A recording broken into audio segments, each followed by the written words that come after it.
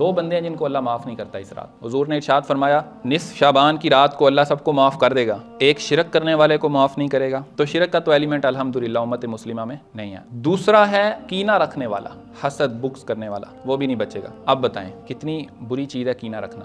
سیدی امام الدین ہمارے شیخ طریقت آپ فرماتے ہیں کہ آپس میں لڑائی جھگڑے کم کیا کرو۔ لڑائی جھگڑا کرنے سے نا کیا ہوتا ہے کہ آپس میں عداوت پیدا ہوتی ہے۔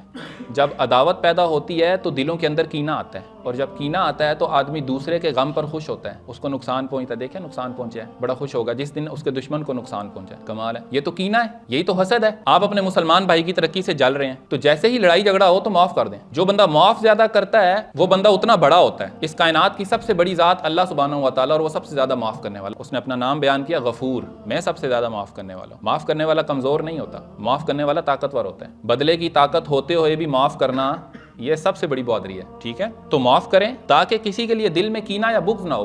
یہاں پر بعض لوگ کہتے ہیں کہ میں اس کو معاف تو کر دوں گا پر میرے دل میں سے جو اس نے کیا نا وہ جاتا نہیں ہے۔ یہ مسئلہ ہوتا ہے نا، یار میرے دلوں گل نہیں جا رہی، معاف تو کر دیتا ہے۔ جو آپ کی زبان بولے گی آپ اس کے جواب دیں، آپ معاف کر دیں۔ آپ زبان سے بولے میں نے معاف کر دیا، اللہ آپ کا عمل قبول فرمائے گا، باقی دل کی تکلیف کو اللہ پر چھوڑ دینا تو اللہ آپ کو وہ اجر عطا فرما دے گا۔ اس لیے شیطان کے اس وسوسے کی وجہ سے یا دل کے اندر اس نے جو آپ کی کمزوری پیدا کی ہے نا، اس کے تحت آپ کبھی بھی لوگوں کو معاف کرنا نہیں چھوڑیں، معاف کر دیا کریں۔ اللہ پھر آپ کو وہ قوت عطا کرے گا کہ آپ کے دل سے بھی وہ نکل جائے گا۔